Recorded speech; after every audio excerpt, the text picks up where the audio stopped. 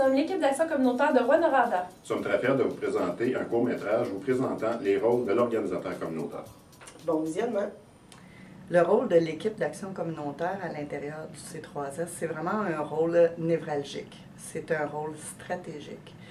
L'équipe d'action communautaire, c'est un peu le point de rencontre entre le réseau de la santé et des services sociaux, le C3S et la communauté, les organismes communautaires. C'est un peu notre trait d'union entre les deux. Alors, pour la table des aînés de Rouyn-Noranda, je pense que l'organisation communautaire, tout d'abord, c'est une ressource qui nous permet de vraiment nous aider au niveau de la concertation. Donc, c'est quelqu'un qui baigne à longueur de journée, autant dans le milieu communautaire que du côté qui est plus public. Ce que ça fait, c'est que ça permet aux organismes communautaires d'être mieux ancrés dans leur milieu, aussi d'avoir probablement une porte d'entrée pour eux dans le réseau de la santé, notamment dans les centres de santé. Des fois, c'est dire, ben là, j'aimerais ça travailler en arrimage avec le centre de santé comme organisme, mais comment je fais, par où je rentre? Ben, l'organisateur communautaire est la personne tout indiquée.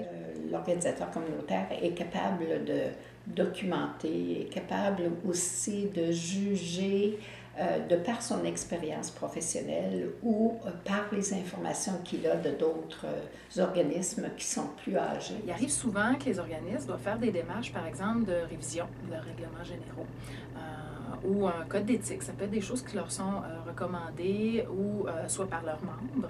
Puis l'organisateur communautaire va vraiment être la personne qui connaît le mieux les ressources de la communauté. Fait que souvent, ben, elle va nous aider à essayer d'un peu arrimer les familles là, avec les services qui existent déjà. À Rouyn-Noranda, Ville et Villages en santé, en mars 2013, on a entrepris l'élaboration du premier plan de développement social et de lutte contre la pauvreté. Pour ce faire, on s'est allié des collaborateurs très, très précieux, entre autres les organisateurs communautaires. Pour nous, ça a toujours été des alliés de premier ordre parce que les organisateurs communautaires ont une connaissance fine des réalités du terrain, également une connaissance fine et pointue des organisations qui composent notre milieu. Donc, on a travaillé depuis les tout débuts de ce plan-là et même avant, dans différentes initiatives qu'on peut avoir faites. Et ça a toujours été très facilitant pour faire le travail en concertation. Après ma barre, les gens ont des besoins individuels.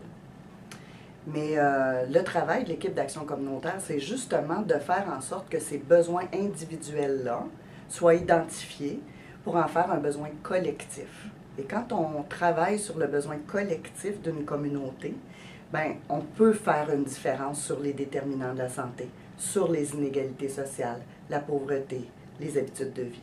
Nous, dans le fond, on est les intervenants plus terrain, directement chez les familles, là, à domicile avec eux autres. Fait que souvent, ben, on peut voir des problèmes là, qui sont soulevés, tout ça.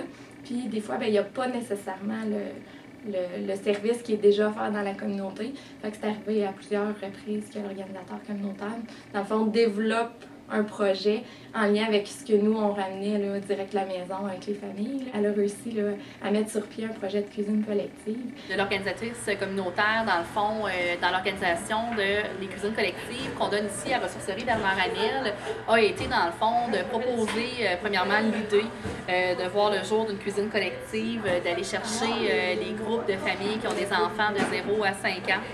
Le but de ça était de faire sortir les mamans de la maison, tout ça.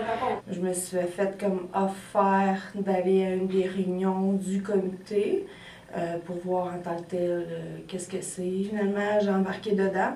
Puis par la suite, ben, ça fait 1 an que je suis dans le comité. Puis je trouve ça bien intéressant. Moi qui, en plus de ça, qui sortais pas beaucoup avant, fait que, tu sais, j'étais de maman 24 heures sur 24, puis tout ça avec mon enfant. Fait que je te dirais que ça a fait sortir, ça m'a valorisé plus. Puis là, ben, je suis rendue qu'avec tout ça, ben là, j'ai recommencé l'école. C'est également quelqu'un qui peut nous aider à passer à travers des tempêtes. Fait que c'est quelqu'un qui va tenter de remettre autour de la table des gens qui sont mobilisés, qui ont à cœur la cause des aînés, pour essayer qu'on travaille ensemble puis qu'on trouve des solutions novatrices. Alors moi, c'est ça, je trouvais que c'était, tu vois, la disponibilité, l'écoute, tout le temps prêt à aider, tout le temps. Je l'appelais à 8h du matin, à 8h15, il m'appelait, il me rappelait, puis il me donnait... Puis quand je parlais du support psychologique, là, c'est parce que, tu sais, parfois tu vis toutes sortes de choses dans ton milieu professionnel. Et j'ai vraiment aimé qu'il soit là pour t'écouter sans juger ta façon de faire. En fait, il n'est pas là pour te juger, mais plus pour t'accompagner. Dans le rôle de l'organisatrice communautaire et dans le travail de milieu, exactement, c'est de donner un service de soutien, d'accompagnement, de conseils, et les conversations, les contacts avec l'organisatrice communautaire. Cela m'aide à briser l'isolement de mon travail aussi.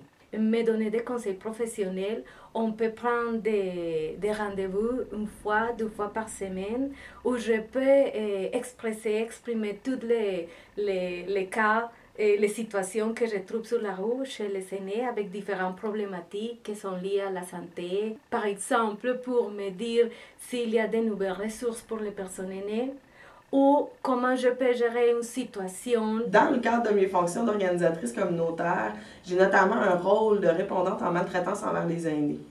Je l'ai ici au C3S de Rouyn-Noranda de façon locale, je l'ai aussi de façon régionale. Donc, ici à Rouyn-Noranda, ce que ça veut dire, c'est que si survenait une situation de maltraitance qui est vécue par un aîné, on peut faire appel à moi. Quand je reçois l'appel, je m'assure de vérifier que tout a été essayé, que toutes les ressources ont été interpellées. Si tout ça a été fait et qu'on se retrouve encore aux prises avec une situation de maltraitance, à ce moment-là, je vais appeler ce que j'appelle, moi, la table étoile. Cette table-là regroupe des acteurs de la communauté et là, on va regarder ce qu'on peut faire d'un point de vue légal, comment on peut intervenir dans cette situation-là. Moi, dans ma pratique, depuis plusieurs années que je suis ici à Ressourcerie Bernard-Ranel, on a eu quand même l'accompagnement de plusieurs organisateurs ou organisatrices communautaires, puis je tiens à leur lever mon chapeau parce que ça a été des gens qui ont été très soutenants, qui ont été très utiles, en tout cas, à toutes les fois qu'il y a des projets qui sont partis, qu'on avait besoin de ressources pour nous soutenir, bien, je pense que ça, là-dessus, ils ont fait un très, très beau travail. Je pense que l'organisateur communautaire peut nous aider à monter des nouvelles structures, même comme par exemple, on pense à un projet comme Espace-Temps, ou est-ce que c'est un comité de gestion là, qui va gérer ce projet-là, qui est formé de plusieurs organismes? J'aime bien l'échange, j'aime bien comment on arrive à me faire verbaliser sur mes objectifs, mettre ça plus concret, plus concis. Je pense que ça, c'est un outil très apprécié. T'sais, au lieu de passer juste du niveau rêvé, ça aide à concrétiser les choses puis à devenir des citoyens vraiment plus impliqués. Son expérience l'amène à développer et à expérimenter des pratiques particulières d'accompagnement, d'intervention, de suivi auprès des groupes, auprès des personnes. 4 sur un projet, on a parfois des visions différentes. Puis l'organisateur communautaire va essayer à ce moment-là de rechercher un consensus au sein de toutes les personnes qui sont autour de la table pour s'assurer que les projets avancent, que les projets se maintiennent également, puis également qu'ils évoluent dans le temps. Pour faire en sorte qu'une communauté soit saine et en santé. Donc, à ce moment-là, à partir de la mobilisation, de la concertation, du soutien au dynamisme des citoyens, bien, on peut faire en sorte qu'une communauté soit en santé. En guise de conclusion, nous aimerions vous remercier, les organismes et les partenaires, d'avoir collaboré à ce projet, puis un merci tout particulier à Claudel Rivard qui a réalisé la vidéo.